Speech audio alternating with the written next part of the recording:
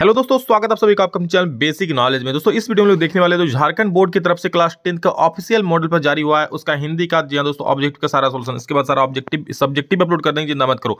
इससे पहले दोस्तों हमने साइंस का, सोशल साइंस का ऑब्जेक्टिव का उत्तर अपलोड कर दिया है, समझा के तो फटाफट उसको देख लीजिए। सारा सब्जेक्टिव भी अपलोड कर देंगे, बस वीडियो को देखिए और सारे दोस्तों को फटाफट से बता दीजिए। जी हाँ दोस्तों, जितने सारे दोस्त है कुछ अच्छा करोगे तो भाई रिटर्न में कुछ अच्छा ही मिलेगा। तो चलिए देखते हैं सवालों को फटाफट से। पैटर्न आपको पता चल ही चुका है, पैटर्न पर अलग से वीडियो भी आएगा, उसको देख लेना। देखिए दोस्तों, सबसे पहले यहाँ पर एक अपठित बोध यानी पद्यांश टाइप का दिया गया है, इसको पढ़ लेना। ठीक है, यहाँ पर आशा के बारे में लिखा गया, आशा विश्वास पर लिखा गया, एक बहुत ही अच्छी मतलब प्रेरक कहानी कह सकते हो, इसको पढ़ लेना। चलिए हम प्रश्न को देखते हैं और मजा आएगा। ठीक है, सबसे पहला सवाल है नकारात्मक और निराशाजनक। देखो आप लोग इससे पहले इसको पढ़ लेना, तब प्रश्न करने में मजा आएगा। नकारात्मक और निराशाजनक जीवन को स्पष्ट और गतिशील मार्ग में बदलने की कुंजी क्या है? तो जैसे इसमें कहा गया ऊपर लिखे कि नकारात्मक और निराशाजनक जीवन को स्पष्ट और गतिशील मार्ग में मतलब आगे बढ़ाने के लिए जो कुंजी है भाई, वो है धैर्य, विश्वास और आशा। ठीक है, जब तक किसी मनुष्य में धैर्य नहीं होगा, विश्वास नहीं होगा अपने ऊपर और आशा नहीं होगा आगे बढ़ने का कि चलो भाई आगे हम अच्छा करेंगे, तो आगे नहीं बढ़ सकता है। तो एक का जो है ऑप्शन नंबर बी बिल्कुल सही उत्तर हो जाएगा। अगला प्रश्न है धैर्य और विश्वास की महत्व के बारे में क्या सुझाव दिया गया है? तो कहा क्या है, ये अपने लक्ष्यों को प्राप्त करने के लिए क्या बहुत आवश्यक है? कि बिल्कुल ये अपने लक्ष्यों को प्राप्त करने के लिए धैर्य और विश्वास बहुत आवश्यक है। तो ऑप्शन नंबर सी 2 का बिल्कुल सही उत्तर हो जाएगा।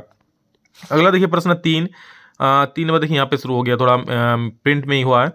बोले चीजों, परिस्थितियों और आपके चारों ओर के लोगों को कैसा देखना चाहिए? संदेह और संशय से बिल्कुल नहीं, घृणा और नकारात्मक नहीं, नहीं भाई, क्रोध और भ्रम से नरे नहीं, क्या जी हाँ, उज्जवल और सकारात्मक पहलू से देखना चाहिए। तो ऑप्शन नंबर डी बिल्कुल सही हो जाएगा। ऐसे ही देखो कि 3 को बिल्कुल गलत है। किस उपमा का उपयोग चुनौतीपूर्ण स्थितियों में सकारात्मक देखने की महत्व को जताने के लिए किया गया? बोला कौन से उपमा का इसमें दिया गया है इसका उपयोग चुनौतीपूर्ण स्थितियों में सकारात्मक देखने के लिए? ऐसा कौन सा वर्ड यूज किया गया है कि चलो भाई बहुत दिक्कत है रास्ते में बट आपको आगे बढ़ना है? ठीक है, तो देखो कठिनाइयों को अदृश्य करना, कांटों के बीच फूलों को पालना, बिल्कुल ये देखो कांटों के बीच फूलों को पालना, यानी कि जो चुनौतीपूर्ण स्थिति है उसको कांटों का नाम दिया है और उसको सकारात्मक पहलू में देखेंगे यानी कि फूलों की तरह देखेंगे। ठीक है, और आगे बढ़ेंगे। तो कांटों के बीच फूलों को पालना। अगला प्रश्न है 5 नंबर, प्रस्तुत गद्यांश के लिए उपयुक्त शीर्षक का चुनाव करें। तो सबसे बढ़िया जो मुझे शीर्षक लग रहा है भाई, वो क्या लग रहा है कि सकारात्मकता का मार्ग, आशा और विश्वास। आशा, विश्वास और धैर्य देता तो और अच्छा है, लेकिन चलो ये सबसे बढ़िया लग रहा है ऑप्शन नंबर डी।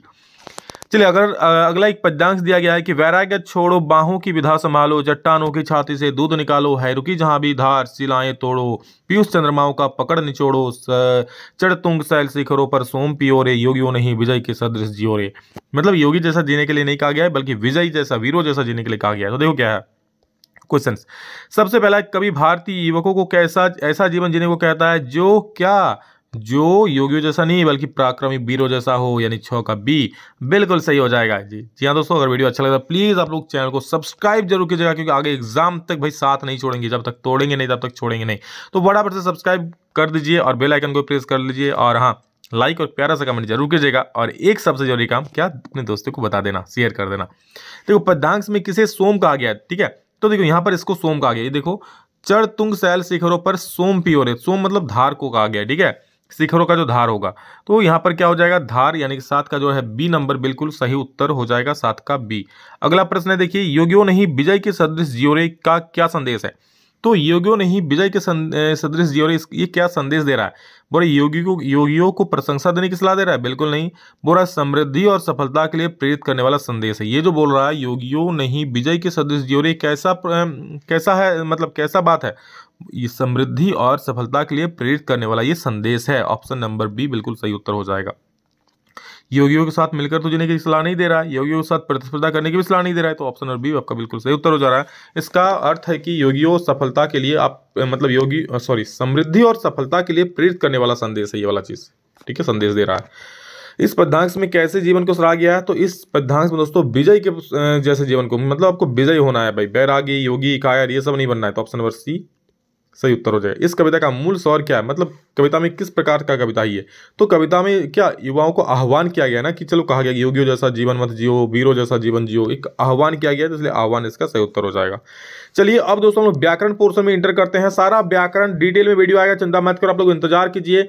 अभी तो इसका सोल्यूशन देख रहे हैं, अभी हर एक प्रकार का व्याकरण डिटेल में बताएंगे। अभी वीडियो अलग से आएगा, क्रिया का अलग से वीडियो आएगा, समास का अलग से वीडियो आएगा, चिंता क्यों करते हो? अभी चलिए इसका उत्तर देखते हैं फटाफट से।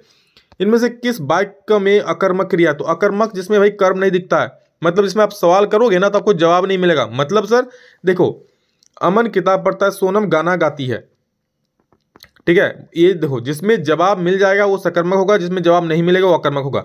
सोनम गाना गाती है, क्या गाती है? गाना गाती है। जवाब मिल गया तो ये सकर्मक हो गया। अमन किताब पढ़ता है, क्या पढ़ता है? किताब पढ़ता है, सकर्मक हो गया। लता चाय पी रही, क्या पी रही है भाई? चाय पी रही, जवाब मिल गया। अच्छा, मोहन सो रहा है, क्या सो रहा है? कुछ जवाब मिल रहा है? नहीं नहीं सर, वो तो सो रहा है, कुछ जवाब ही नहीं मिल रहा है। मोहन सो रहा है, कुछ जवाब मिल रहा है? क्या सो रहा है? बना है सवाल? नहीं, तो उसमें कर्म नहीं है भाई। ऑप्शन नंबर सी इसका अकर्मक क्रिया हो जाएगा और बाकी तीनों का तीनों सकर्मक हो जाएगा। कौन सा वाक्य का सकर्मक क्रिया का उदाहरण है? पूरा कौन सकर्मक है? तो जिसमें जवाब मिलेगा वही सकर्मक। बच्चा रोता है, क्या रोता है? मिल रहा है जवाब? नहीं। लड़का हंसता है, क्या हंसता है? मिल रहा है जवाब? नहीं। रीना खाना खाती है, क्या खाती है भाई? खाना खाती है, मिल गया जवाब, ऑप्शन नंबर सी। बाकी पक्षी उड़ रहे हैं, क्या उड़ रहे हैं? बाकी पक्षी उड़ रहे हैं, ठीक है, क्या? इसका जवाब नहीं मिल रहा है, पक्षी उड़ रहे हैं। पक्षी कर्म थोड़ी हो सकता है, ठीक है, तो इसका सही उत्तर सही नंबर हो जाएगा। सीता खाना खाती है, क्या खाती है? तो सीता खाना खाती है। तो आप लोग भी जल्दी से खाना खा लो और पढ़ाई में लग जाओ। अलग 13वां सवाल है, जलद का अनेकार्थी कौन सा है? जलद का बोला अनेकार्थी शब्द कौन सा है? तो याद रखना बादल, ठीक है। जलद का एक अर्थ बादल भी होता है। वैसे मेरा भी दूसरा नाम एक बादल ही है, ठीक है, मेरा तीसरा नाम। दो पदों या शब्दों के मेल से बना तीसरा पद समास कहलाता है, ऑप्शन नंबर बी। याद रखना, समास का ये परिभाषा भी हो गया, पूछ सकता है। दो पदों या शब्दों के मेल से बना तीसरा पद समास कहलाता है। यथासंभव कौन सा समास है? 15 नंबर सवाल पूछ रहा है। यथासंभव, यथासंभव कौन सा समास है? तो 15 का दोस्तों ए अव्ययी भाव समास है। समास पर अलग से डिटेल वीडियो आएगा, चिंता मत करो, ठीक है।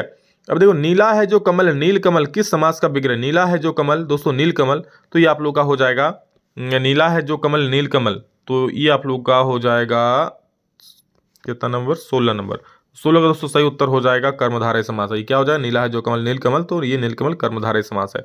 नेक्स्ट क्वेश्चन देखिए, जब वर्षा होती है तब मोर नाचने लगते हैं, रचना के आधार पर वाक्य का भेद। देखिए, तब लग गया ना, तो तब कब लगता है? जब ये मिश्र वाक्य होता है। और होता, तथा होता तो संयुक्त वाक्य होगा, या तब लग गया ना तो मिश्र वाक्य हो जाएगा। नेक्स्ट, जिस वाक्य में कर्म को प्रधानता दी जाती है वो कौन सा वाक्य होता है? तो जिसमें कर्म को प्रधानता दी जाती है वो कौन सा वाक्य होता है भाई? कर्म वाक्य होता है। कर्म को प्रधानता दी जा रही है तो कर्म वाक्य हो जाएगा। बालक चांद डैश देख रहा है, तो बालक चांद की ओर देख रहा है ना, 19 का एक बिल्कुल सही उत्तर हो जाएगा। अगला प्रश्न, निम्न में से कौन सा शब्द समुच्चय बोधक अव्यय? समुच्चय बोधक अव्यय पूछा है, तो 20 का भाई समुच्चय बोधक अव्यय क्या क्या क्या हो जाएगा? तो 20 का हो जाएगा सी, अथवा दोस्तों जो है वो समुच्चय बोधक अव्यय, समुच्चय, ऑप्शन नंबर सी सही उत्तर हो जाएगा, ठीक है। अव्यय भी आप लोग पढ़ाएंगे, चिंता मत करो। नेक्स्ट दोस्तों, अब हम लोग आ चुके हैं क्या? चैप्टर पर, यानी कि आप लोग का जो किताब है हिंदी का उसका। चलिए फटाफट से देखते हैं उत्तरों को, क्या है ऑब्जेक्टिव सवाल, किस प्रकार के पूछा जाएगा वो देखिए। तो जिस जैसे आप लोग मॉडल पर दिख रहा है ना, बिल्कुल ऐसा ही सवाल आप लोग एग्जाम में रहेगा। इसी नंबर का, इतना नंबर में आप लोग का पद्यांश, इतना नंबर का गद्यांश, इतना नंबर का व्याकरण, सब इसी प्रकार से रहेगा। देखो, उधो तुम हो अति बड़भागी, अप्रस रहत स्नेह तगाते नहीन मन अनुरागी, पुर इतिपात रहत जल भीतर, तारस देह न दागी, ठीक है।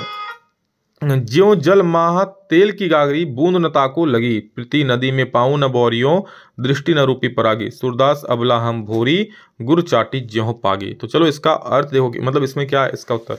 पूरा इस पद के रचयिता कौन है, ठीक है। तो दोस्तों यहाँ पर क्या बोल रहा है? उधो तुम हो अति बड़भागी। यहाँ पर जो उद्धव जो आते हैं गोपियों के पास, ठीक है, वियोग मतलब योग का संदेश लेकर, तब जो गोपियां हैं उनको कहती है, बहुत ताने देती है उसको, बता तुम बहुत बड़भागी हो, कि आप बहुत बड़ा भाग वाला हो, कि आप श्री कृष्ण के समीप रहते हो, ठीक है। तो इस प्रकार से कविता है।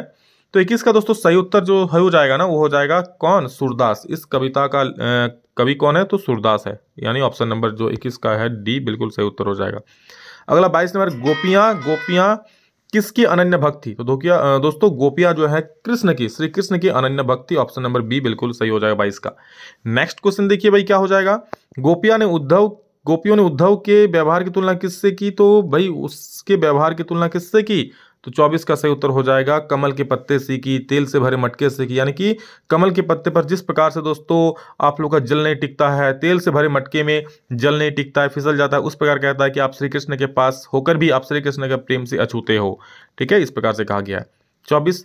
चलिए अगला सवाल देखते हैं। प्रस्तुत गद्यांश को ध्यानपूर्वक पढ़िए तथा बोला है कि दिए गए प्रश्नों के लिए सही उत्तर का चयन कीजिए। तो चलिए देखते हैं क्या लिखा है गद्यांश में। हाँ, ये बाल गोविंद भगत पर लिखा गया है कि बाल गोविंद भगत के संगीत साधना का चरम उत्कर्ष उस दिन देखा गया जिस दिन उनका बेटा मरा। इकलौता बेटा था, वह कुछ सुस्त और बोदा सा था, किंतु इसी कारण बाल गोविंद भगत उसे और भी मानते। उनकी समझ में ऐसे आदमियों पर ही ज्यादा नजर रखनी चाहिए या प्यार करना चाहिए क्योंकि यह निगरानी और मोहब्बत के ज़्यादा हकदार होते हैं। मतलब ये बाल गोविंद भगत का चैप्टर से कुछ अंश उठाया गया है। चलिए प्रश्न को देखते हैं। सबसे पहला प्रश्न है, बेटे के मरने पर बाल गोविंद भगत क्या कर रहे हैं? तो वो गा रहे थे। ठीक है, ऑप्शन नंबर बी बिल्कुल 25 का सही उत्तर हो जाएगा। ऑप्शन नंबर बी गा रहे थे। अगला प्रश्न है, भगत जी का बेटा कैसा था? तो बोदासा था। कैसा था? सुस्त और बोदासा। ऑप्शन नंबर डी बिल्कुल सही उत्तर हो जाएगा।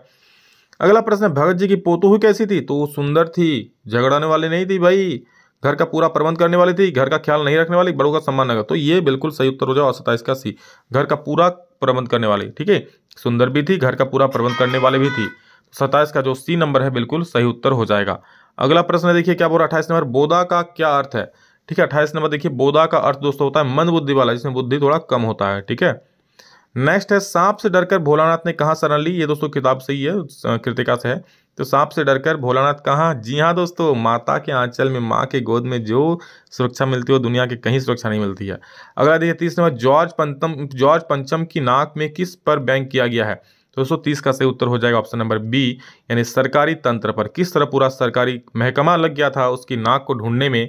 ठीक है, लास्ट में एक जिंदा नाक लगा दिया, तो सरकारी तंत्र पर बैंक किया गया है। ठीक है, तो इधर दोस्तों आप लोगों का हिंदी का मॉडल पेपर सॉल्यूशन ऑब्जेक्टिव जल्द ला देंगे। आप लोग बस बने रहो, चैनल पर सब्सक्राइब कर देना, सभी दोस्तों को फटाफट से शेयर कर दो। जल्द अगला मॉडल पर विचार कर देंगे, बाकी अभी बहुत सारे मॉडल पर है, देखो। ठीक है, चलो, so love you all, thank you all of you. अभी इतना ही, फिर नेक्स्ट में जल्द मिलेंगे, तब तक के लिए जय हिंद, वंदे मातरम।